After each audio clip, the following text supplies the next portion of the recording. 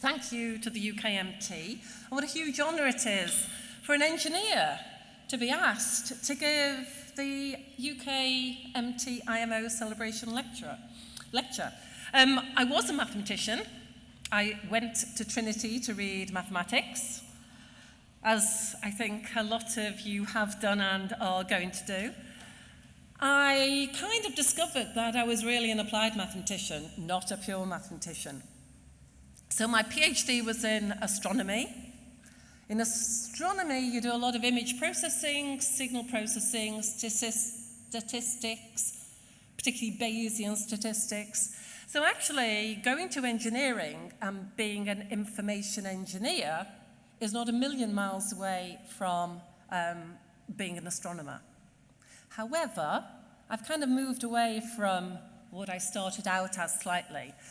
And so, given I have a room full of clever mathematicians, I thought, well, why not actually try to teach some new maths?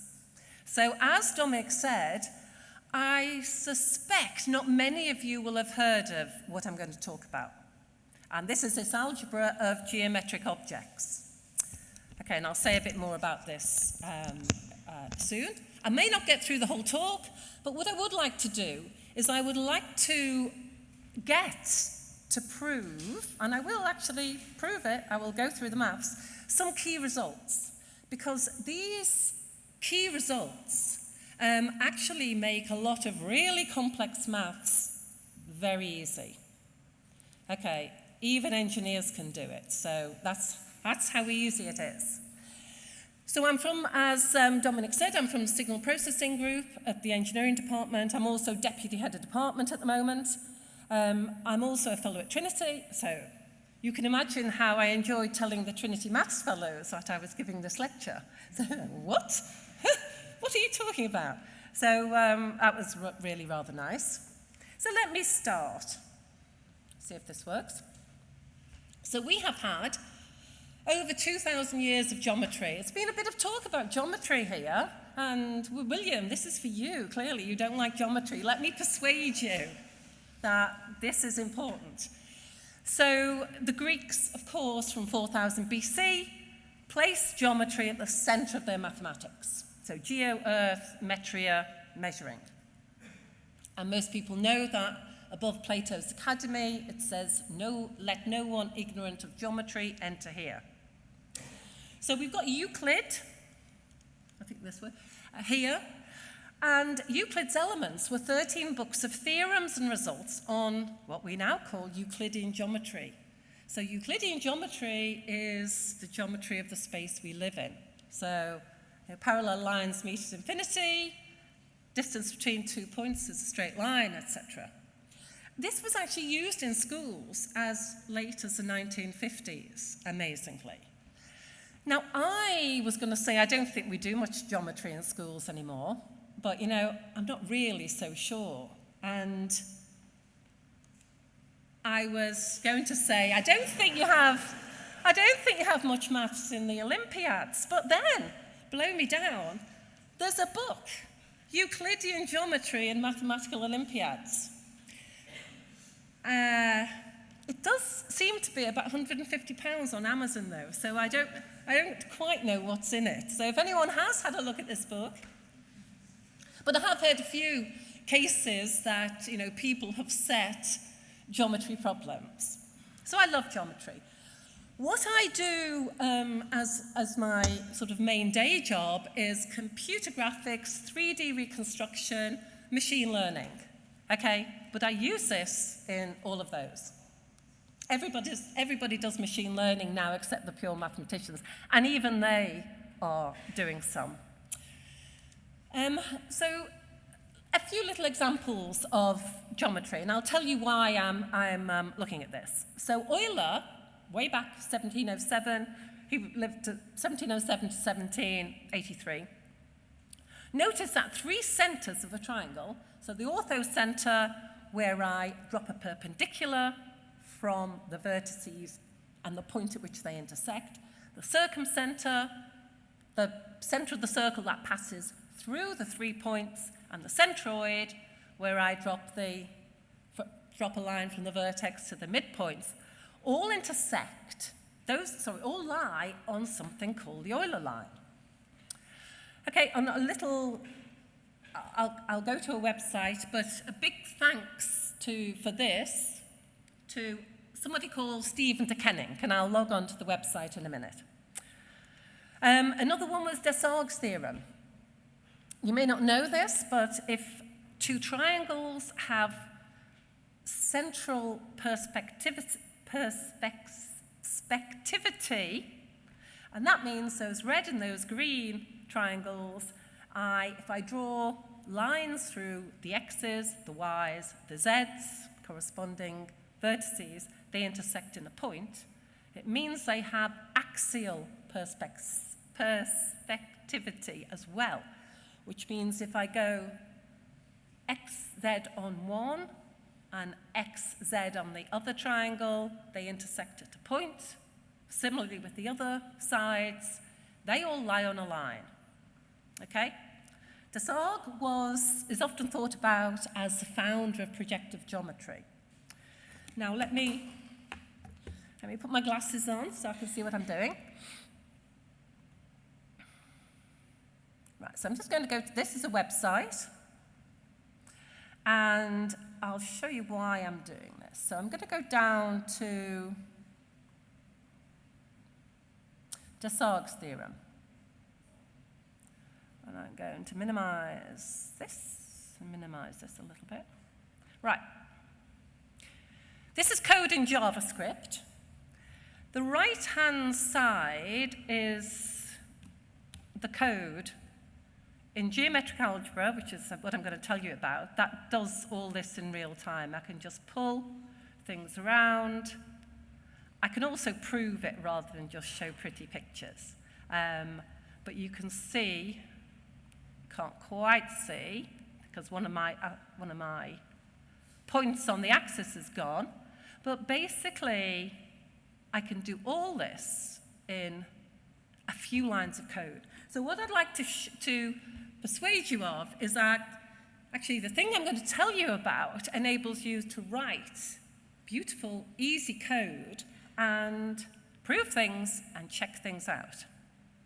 So let me go back.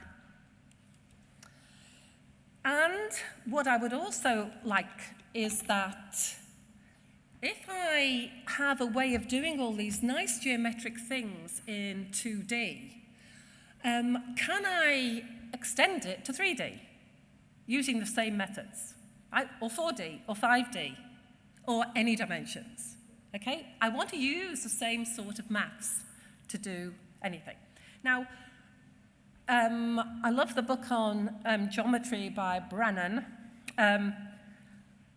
It's mainly 2D. So if you look at inversion in 2D, okay, you can invert things in circles, etc. Try doing it in 3D. It's really pretty tough. However, here, exactly the same formula holds. Okay?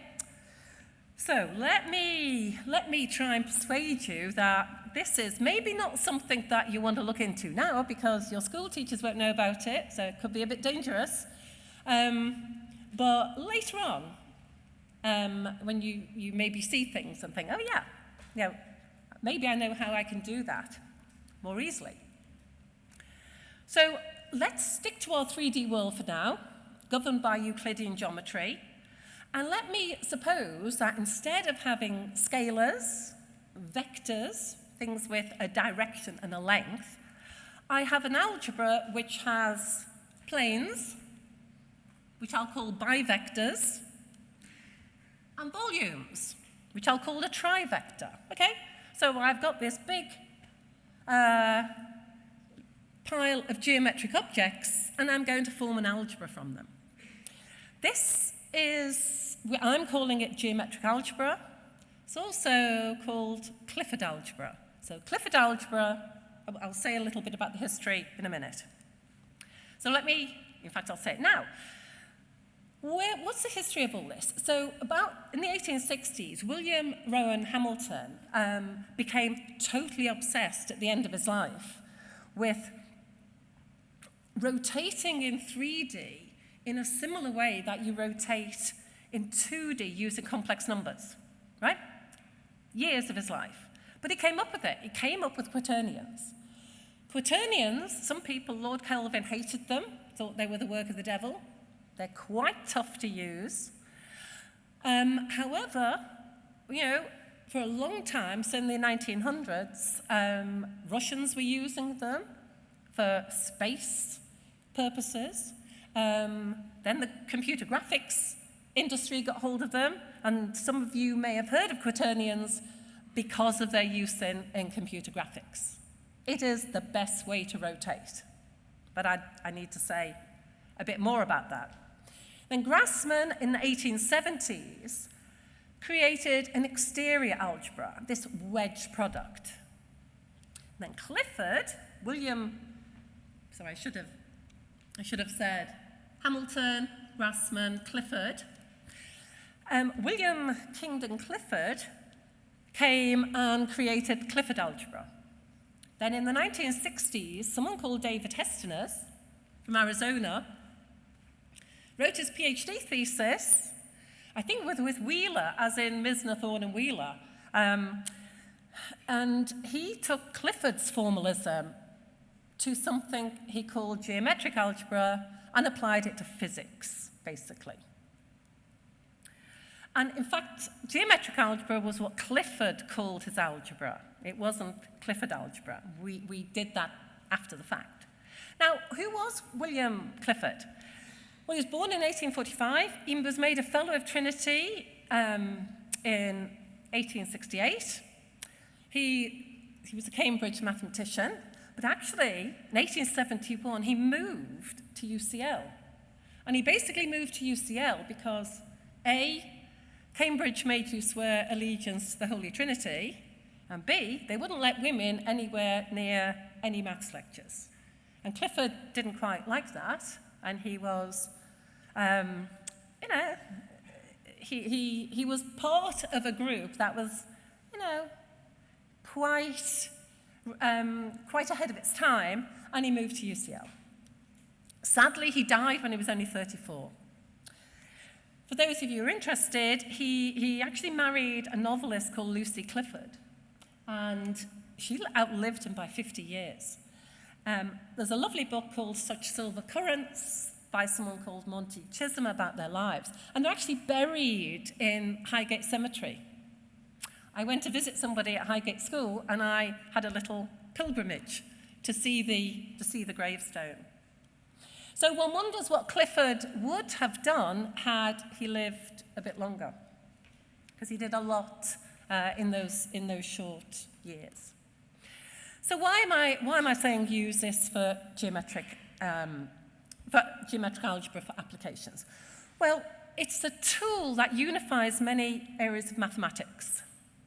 I am really an applied mathematician and now an engineer, so it's very helpful for me to be able to access complex mathematics by translating it. Transformations, if I want to rotate, translate, dilate, I can do this by elements of my algebra. No matrices.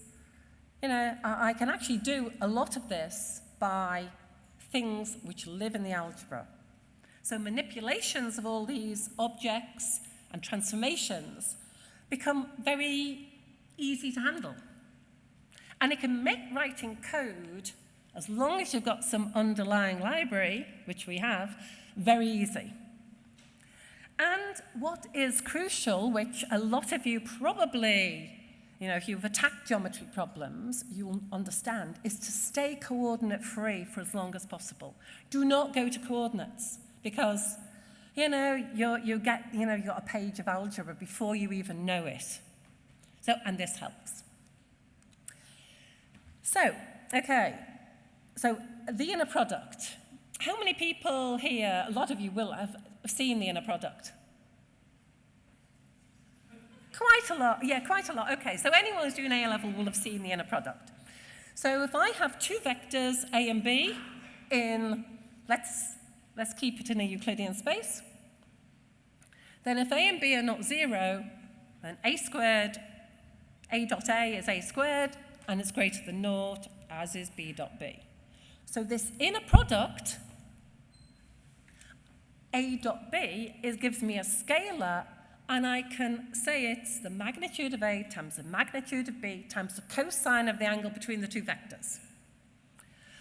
And then, for those of you who know, it's not too important here, I can define it if I have a basis as the sum AI BI over all I. Now, the cross product. I expect those who knew the inner product will know the cross product. So I have two vectors A and B, and take the cross product, and that's a vector. And I write it as A cross B, and that's the magnitude of A times the magnitude of B times the sine of the angle between them in the direction of the perpendicular to that plane. So n hat is a unit vector perpendicular to the plane containing A and B. So if I have a right-handed set, so E1 is along X, E2 is along Y, E3 is along Z, then E2 cross E1 is E3, E3 cross E1 is E2, and E2 cross E3 is E1. Okay? So standard, I teach this next week. I'll be teaching vector calculus. You know, we take this and we expand it to the engineers. Right. Now, as I said, Grassmann produced this other exterior, outer or wedge product. I tend to call it wedge. And let's think about it. The cross product is particularly awful because it only exists in 3D. In 2D, you often use it in 2D, but only by embedding it in a 3D space. And in any higher dimensions, there's no unique perpendicular direction. So it's had it, right? It's 3D, and it cannot be applied to anything else. Now, the wedge product is different. Let me write A wedge B for the outer product, or wedge product. And this is an oriented plane. So if I take A wedge B, it's a plane in that direction, so oriented in that anti-clockwise direction. If I take B wedge A, it's a plane oriented in the opposite direction. Well, that's nice because planes exist in any dimension at all. So what are the properties of the wedge product? Well, A wedge B is minus B wedge A, so it's antisymmetric. A wedge A is 0 because I don't sweep if I've got, I think about sweeping A along B. Well, if B is A, there's no plane to be swept out. And it's distributive over addition. So A wedge B plus C is A wedge B plus A wedge C. As this little diagram shows. I've added two planes together, and I've got a third plane. That's pretty cool. So we'll see how these are connected in a little while. Connected to the cross product. Now, this is the cunning move that Clifford thought of. He combined the inner and the outer product into something called the geometric product. So he took two vectors, A and B, and he multiplied them together. How do you multiply two vectors? Well, we define it as A times B is A dot B plus A wedge B. So a scalar plus a bivector. Now, clearly, this is a non-commutative product, since BA is B dot A plus B wedge A, and we know B wedge A is minus A wedge B. Now, should I worry about this? No, because you've been doing this, or you will do it, with complex numbers. So complex numbers, everybody's very happy with, but you carry around two very different types of number, real and imaginary. So you shouldn't worry.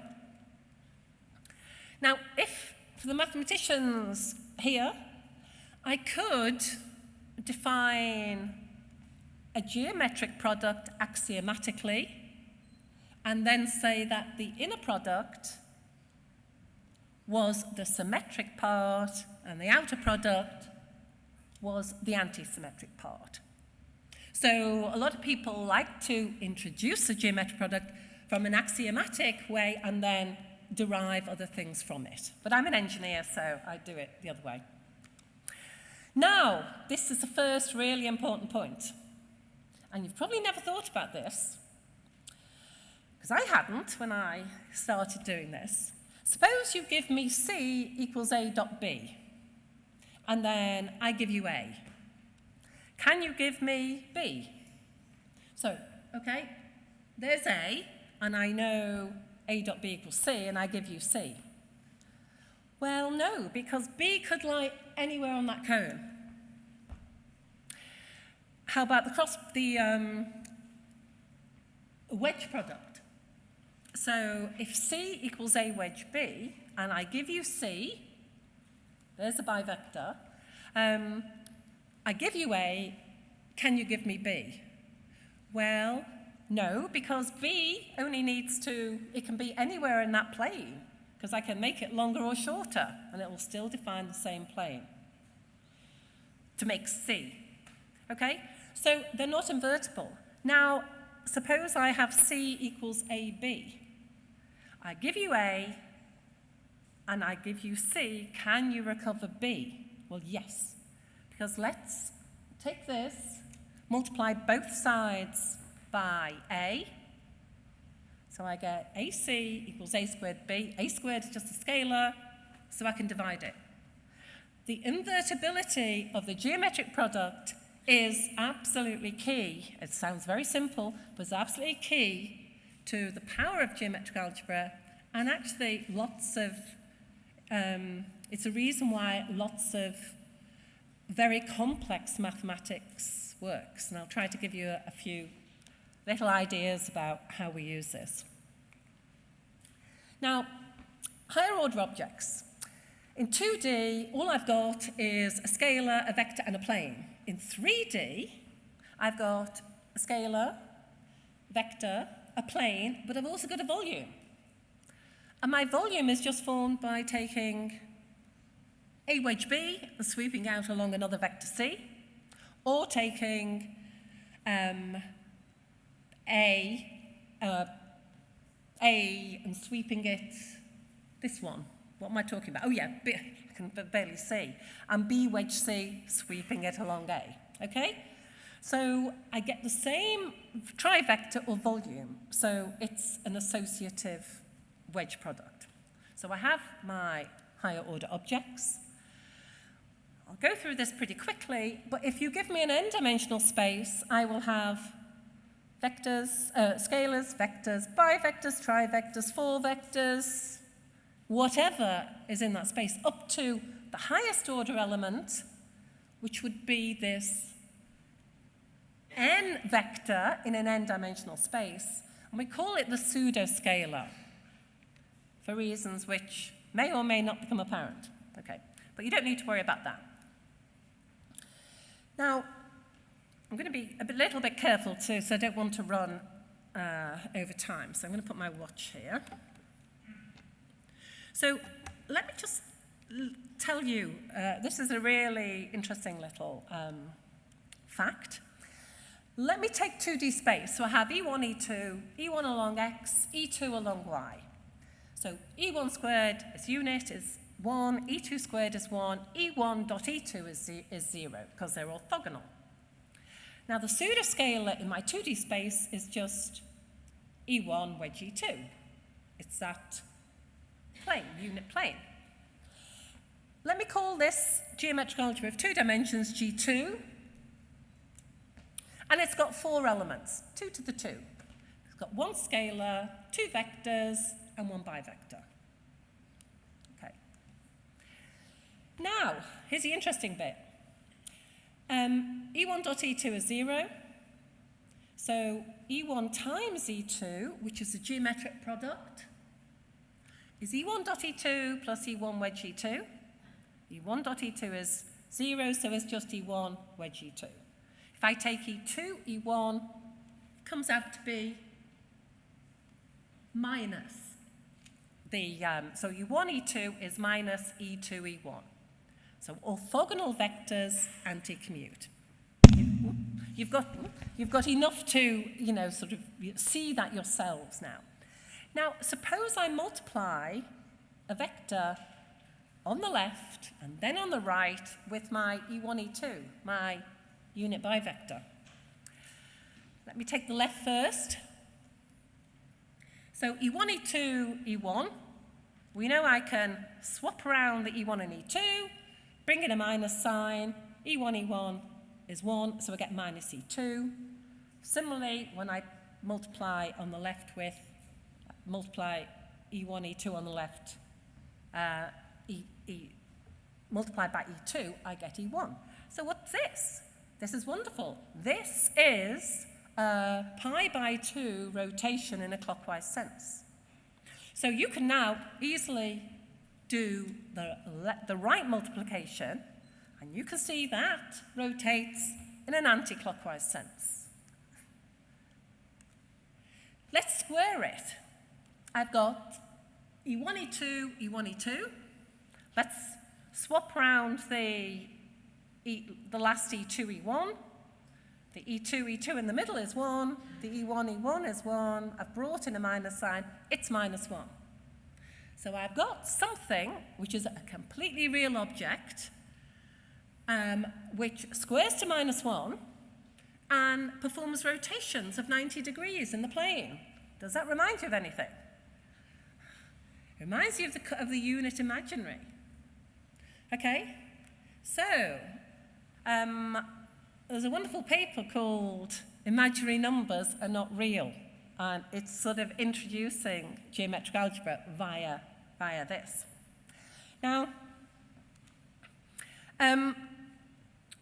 I'll maybe skip over these a little bit, but I just wanted to say that I can do a direct mapping of my position vectors to complex numbers. Because for those of you who know complex numbers, you have an I, which is a scalar. It commutes with everything in the space, and it squares to minus 1. Many reasons why this had to be brought in, not less the square root of negative numbers. So if I multiply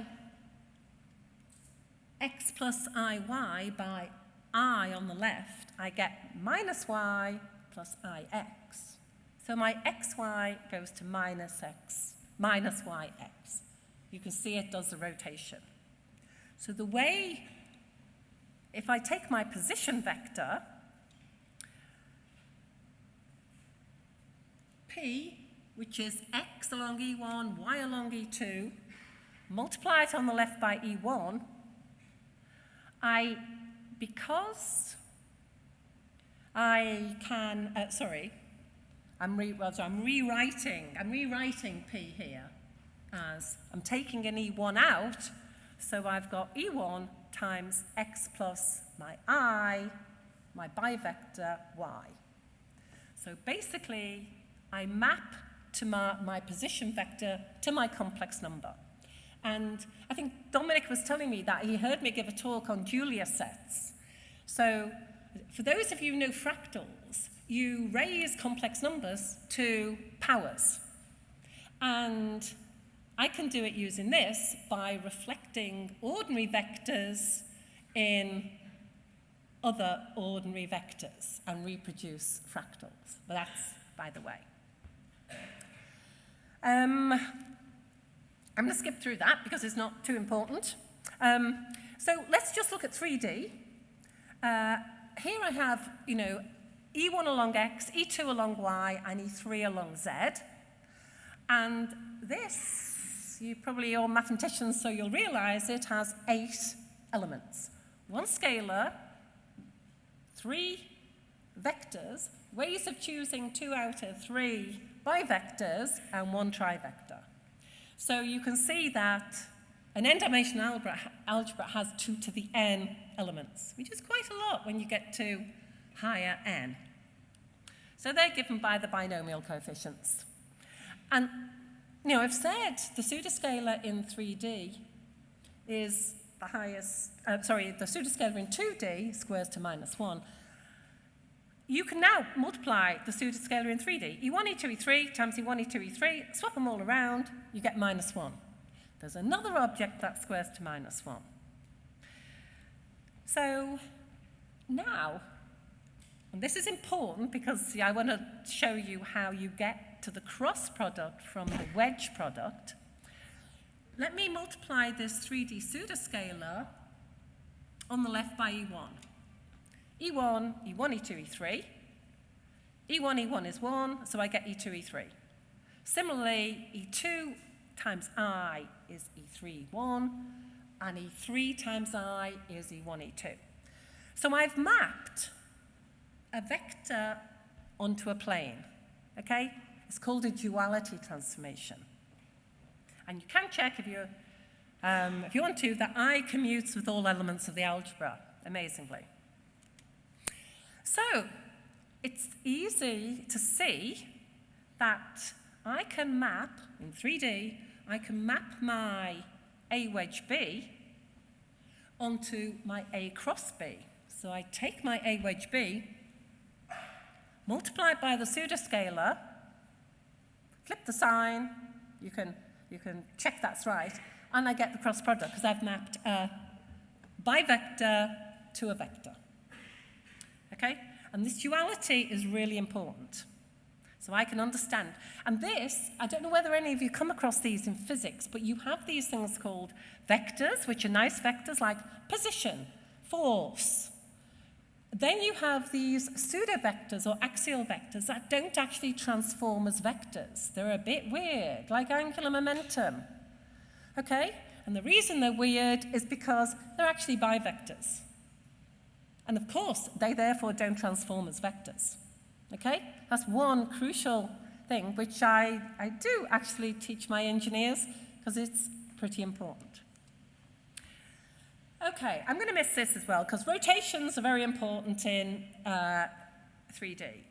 But little exercises, I think given what I've given you now, you can go to quaternion algebra, and if I tell you the I, J, K of Hamilton's quaternions, I is E2, E3, a little unit plane, J is minus E3, E1, and K is E1, E2, you can satisfy Hamilton's quaternion relations and you can see exactly how the quaternions work.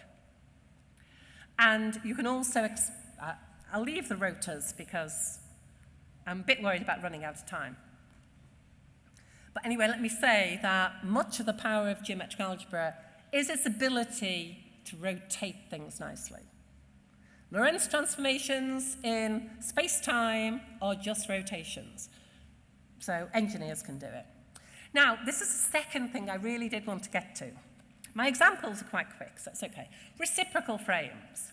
I cannot believe we don't teach reciprocal frames to our undergraduates, but we don't. Lots and lots of things have non-orthogonal frames. And in maths, in your first year, maths at Cambridge, probably elsewhere, you look at orthogonal frames and you do all kinds of things in orthogonal frames, and there's loads of indices around. So the thing is, suppose I have, let me just do, my pictures are of 3. Let me give you 3 non-orthogonal vectors, and they can be different lengths. Can you give me another 3 vectors such that when I dot them, I'll call one of them F downstairs, F1, F2, F3 downstairs, and the other one F1, F2, F3 upstairs. If I dot F1 upstairs dot F1 downstairs, I get 1. If I dot F1 downstairs with F2 upstairs or F3 upstairs, I get 0. So it behaves like an orthogonal frame. This is beyond useful. It may not seem it, but remember it for the future. So this is actually a picture. My green would be my E1, E2, E3.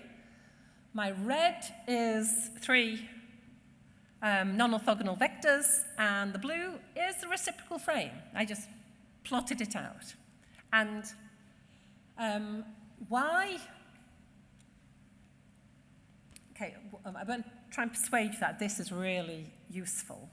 I said they behave like orthogonal vectors. Suppose you give me a vector A, and you may have noticed here, I should have said this at the beginning, that your teachers are probably going, ooh, she's not using bold for vectors, and she's not doing this. Well, actually, if you work in a geometric algebra, you've got so many objects, you have to drop everything and use context to understand what these things are. Otherwise, you get yourself in such a mess. You know, you've got underlines, 3 underlines, 4 underlines. So you give me a vector A, and I expand it in my F1 downstairs basis. I can also expand it in my F upstairs basis. The A's here are just scalars. If I want one of these coefficients, like A1 upstairs, or A2 upstairs, then all I do, suppose I want A2 upstairs, I just dot it with F2 upstairs, because this one is 0, that one is 0, and only this one is left, and it's 1. Basically, that's why it's so useful. Now, you're thinking, oh, this must be really difficult to get. Well, it's not. You don't have to understand that. But basically, I can program this up in 3 lines. That is the formula for the reciprocal basis. It's much easier than anything else I've ever seen for this sort of mathematics. Let me give you 2 examples. Suppose you give me, let's work in 3D, but it works in any 3 vectors or points, and you tell me you've rotated them to another 3. No translations, just rotations for now. Then, and you give me both of those sets of points or vectors.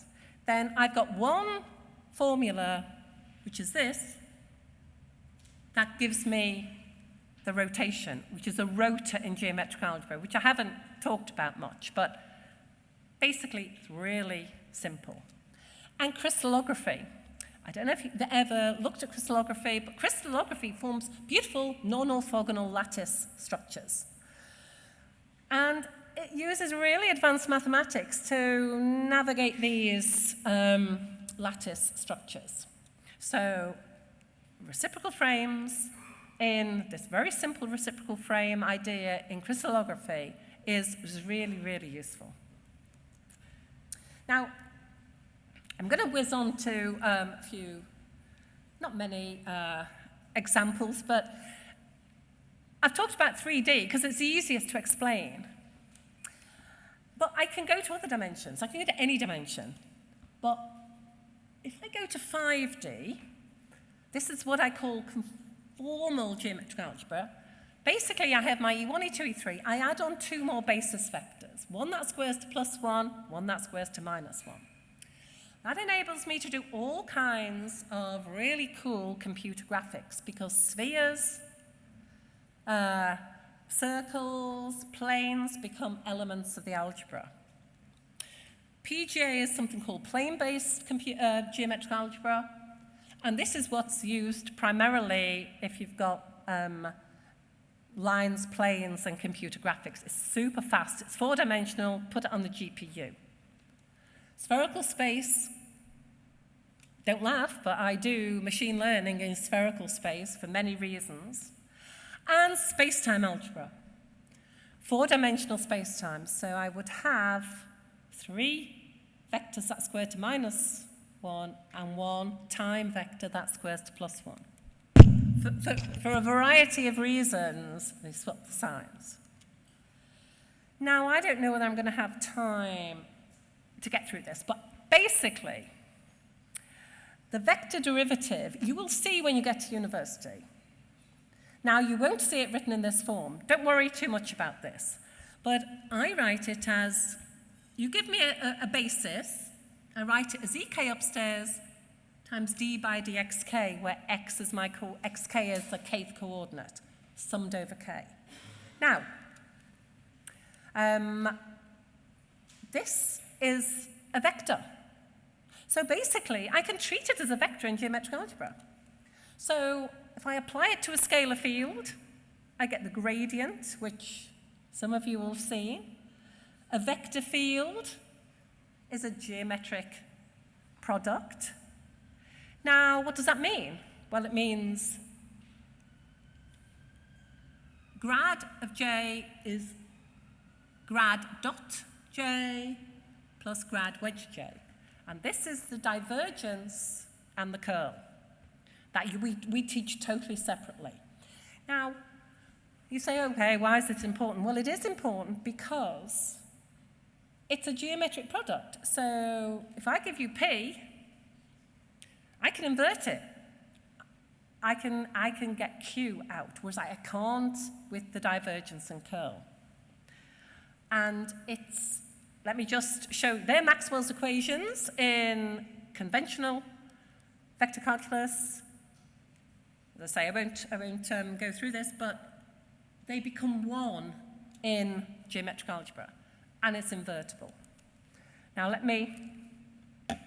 okay, so, has anyone ever tried to plot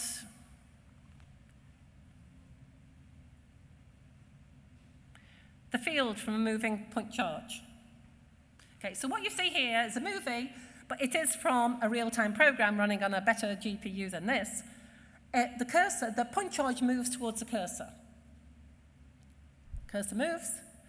Now, and then it's going to go backwards and forwards. This is a field produced from a moving point charge. If you ever tried to do this, this is really difficult. It's really difficult to do conventionally. It's not that easy. It's not as easy as I'm making out in geometric algebra, but it's kind of infinitely easier than it is conventionally. And it's basically because of this invertibility. I can get the F, the Faraday bivector. I can then get a potential, and I can look, when the point's moving, what it sees at each point quite easily. So it is really, for things like this, it's really useful. Sorry, it's not wanting to go. Right. The other thing is, so suppose I have a plane wave coming in and hitting finite mirrors. So an EM wave, these will be perfect conductors. And you'll get the finite, so you've got diffraction. And you've got boundary conditions. And you've got a mess. This is really difficult. But actually, using that, not quite just the grad f equals j, but it's used in it, this becomes, you can program it up reasonably easily and have a real-time demo. Okay, so I did mention this in conformal geometric algebra. You give me 2 points. I convert those points to 5-dimensional space, and then I take P, wedge Q, wedge N, that's the line. Plane, P, wedge Q, wedge R, wedge N, that's a plane. Circle, sphere. I have these objects which I can intersect, which I can move around, very, very powerful in computer vision and graphics. I won't go through this because I know I'm overrunning a bit. I won't play this video as well because it's a bit long. But basically, using this conformal geometric algebra, you can look it up even, there's an inverse kinematics algorithm, which means if I give you, the skeleton, if I give you some end effectors like my arm, my feet, can you give me the best guess as to where the rest of my limbs are? But there are constraints on all those limbs, right? My knee can only bend one way. So yes, this algorithm, which one of my students did back in 2010, is used in the industry a lot. Now, I'm going to finish, so I'm not running over time too much. This is really quite exciting because, as you know, with ChatGPT and Anthropic and all these companies that have large language models, the interest in AI is massive. I mean, in Cambridge, certainly in the engineers, probably not in maths. If you want you're advertising a 4th-year project, even if it's not got machine learning in, you can put machine learning in, and you'll get a queue of people, wanting to do it. Very popular. Now, if you're applying it to geometric problems, for example, protein prediction, then you want something called equivariance or covariance. The AI people like to call it equivariance. So what you want is that if all my input data, if I rotate, translate, if I do stuff to it, then I just want the output to be rotated and transformed, right? I don't want different output. So if you make sure your layers are geometric products, so suppose my output Z comes from input XY. These are multivectors. Then I rotate my X. It's a double-sided operation. Don't worry too much about that. And rotate my Y. Then I form my Z dash from X dash Y dashed. The R twiddles in the middle, the R twiddles R is 1. I kind of didn't go through that. So it does mean the output is rotated, transformed. So they're automatically equivariant. So it's not just me doing this. Microsoft Research and Qualcomm have now got GitHub repositories that do these equivariant networks.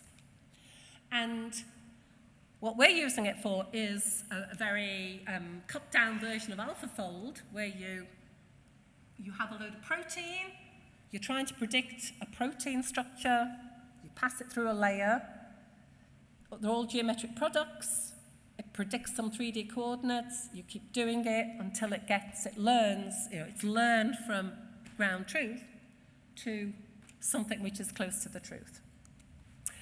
So I have skipped quite a bit there, but I think I've got over the main points. So just to summarize, I think Clifford's untimely death meant that vector algebra, the cross product of Willard-Gibbs, became the de facto standard. It brought it in, and it immediately made Maxwell's equations look beautiful, right? So it was there. Clifford's algebra was given a completely new geometric flavor by David Hessness in the 60s. And my aim today is to show you that actually these manipulations are not that difficult. If you're willing to kind of, say, well, why don't I have all these objects? Then you can actually do it quite easily. And it enables you to get to grips with complex mathematics that would normally require you learning totally new branches of maths. So I think, more than anything else, I want to persuade you that this is a really new, well, it's not that new anymore, but interesting branch of mathematics. And it's something to bear in mind for the future. So happy to answer any questions.